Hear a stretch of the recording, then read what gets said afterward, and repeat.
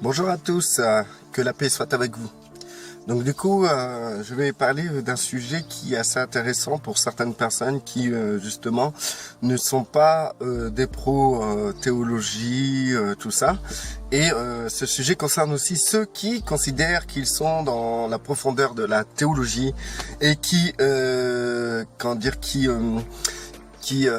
rendent le Saint-Esprit d'une manière doctrinale.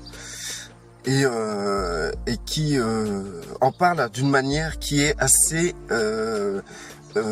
limitée, totalement limitée. Donc du coup, à l'origine, on nous apprend que le Saint-Esprit est là pour nous transformer, qui va faire de vous quelqu'un qui est sage, qui ne ment pas. Qui ne commet pas de péché et qui est là pour travailler votre mauvais caractère, qui est là pour travailler votre faiblesse à tout le temps péché, etc. Donc on a limité le Saint-Esprit à ça. Donc du coup le Saint-Esprit c'est un peu le bâton de Dieu quoi. C'est lorsque vous n'êtes pas dans le droit chemin, le Saint-Esprit va vous redresser. Et aussi, on voit le Saint-Esprit comme quelqu'un qui dégage la puissance de Dieu et qui, justement, vous permettent de vivre une vie spirituellement puissante. Qui va, le Saint-Esprit va vous amener à avoir la capacité de chasser des démons, en sachant qu'il y en a qui obéissent carrément, qui ont le Saint-Esprit en eux et que c'est que le nom de Jésus qui compte. Que le Saint-Esprit va faire en sorte que lorsque vous imposez les mains aux malades, les malades seront guéris. Et en fait, encore une fois, nous avons totalement limité la véritable mission du Saint-Esprit. Du coup, entre ces deux choses-là, en fait, ça fait en gros la principale source des théologies des églises de réveil. Et du coup, dans les autres sources, ça donne aussi la théologie des autres religions chrétiennes, puisque c'est toujours une histoire de piété. Le Saint-Esprit va vous amener à ne plus faire ça ou à faire ça, etc., etc., etc. Cette vision que nous avons du Saint-Esprit est assez minime. Je dis pas qu'elle est fausse, mais de la manière dont on la voit, la manière dont on voit le Saint-Esprit, c'est ça qui est faux. C'est pas le fait que ce que j'ai développé soit faux, c'est le fait que nous voyons le Saint-Esprit de cette manière-là, c'est ça qui est faux. En vérité, le Saint-Esprit n'est pas là pour jouer votre chef, de vous dire ce que vous devez faire ou pas faire. C'est pas le rôle du Saint-Esprit. Le Saint-Esprit est simplement là pour une raison spécifique. Il vous permet de vivre Christ dans tous les domaines de votre vie. En fait, vivre Christ, c'est ce qui va vous transformer. Vivre Christ, c'est ce qui va vous amener à un niveau où vous ne pécherez plus, où vous ne pécherez pas. Plutôt, vous ne pécherez pas. Où vous allez vous ressaisir. Et en fait, le Saint-Esprit va libérer la vie du Christ dans vos membres, dans votre intelligence, dans votre volonté, dans vos désirs. Son rôle a pour but de manifester la vie du Christ dans votre vie. Et quand je dis votre vie, c'est pas genre ça reste en vous quoi. Non, dans ce que vous faites, ça vous permet d'être en totale communion, d'être un et d'être avec Christ dans ce que vous faites chaque jour dans votre vie. Par exemple, chose capitale, vous allez au travail. Et le travail, parfois, c'est dur. Et le Saint-Esprit n'est pas là pour faire tomber sur vous une bénédiction qui va vous donner des promotions, qui va vous amener à réussir tout ce que vous faites. Mais le Saint-Esprit a cette capacité de vous aider, de vous amener à vivre Christ dans votre lieu de travail. Il a cette capacité de vous faire vivre Christ là où vous êtes. De vous faire ressentir la vie du Christ. De manifester Christ là où vous êtes. C'est le Saint-Esprit, c'est l'Esprit du Christ, c'est l'Esprit du Père. Donc,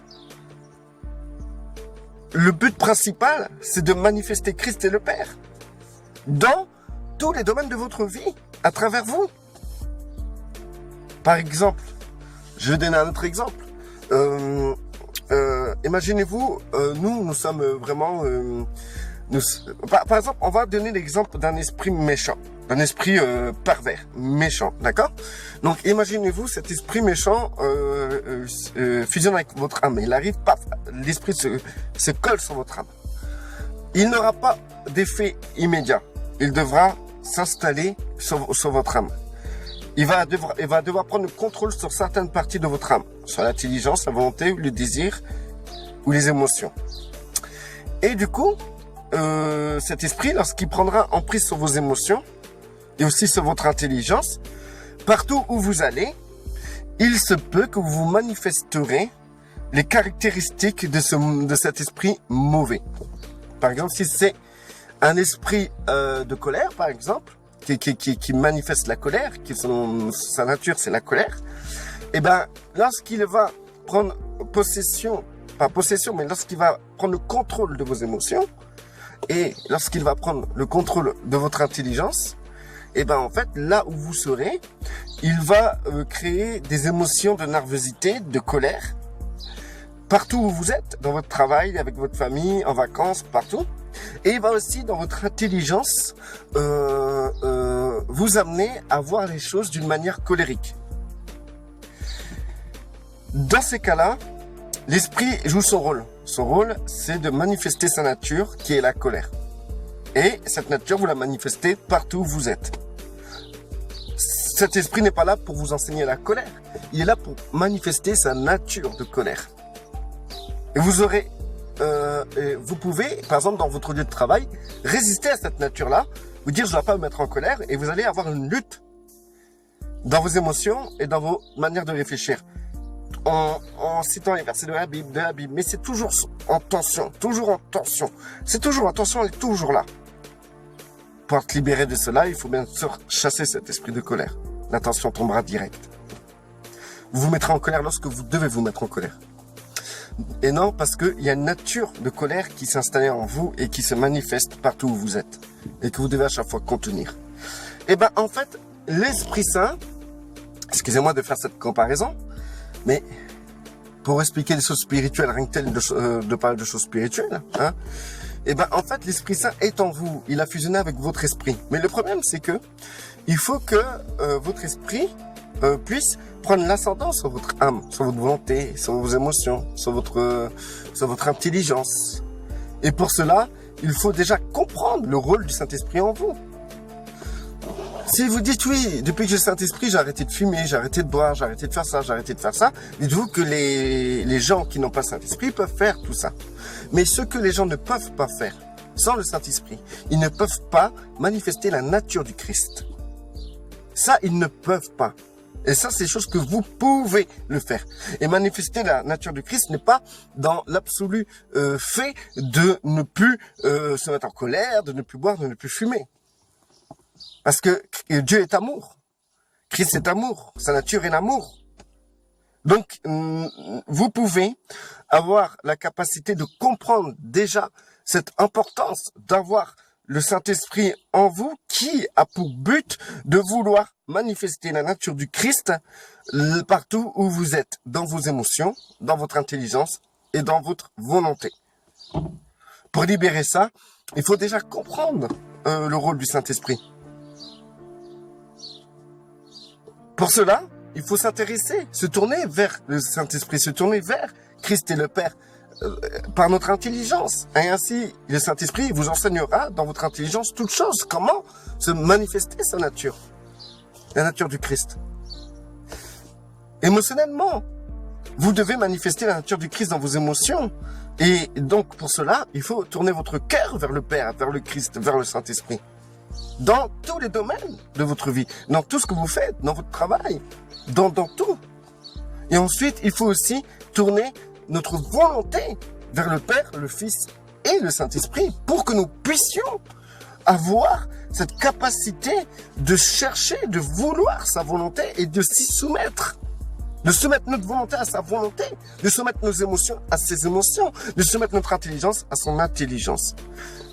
Le Saint-Esprit, ce qu'il vous amène, ce n'est pas que vous... Il y a des gens, ils cessent de pécher. Ils croient que le Saint-Esprit a pour rôle de les rendre pieux, d'enlever en eux toutes ces souillures, ces péchés, etc. Et du coup, il y a des gens qui parviennent à ne plus pécher, mais qui ne manifestent aucunement la nature du Christ. Il y a des gens qui, aujourd'hui, pêchent encore, mais qui manifestent la nature du Christ.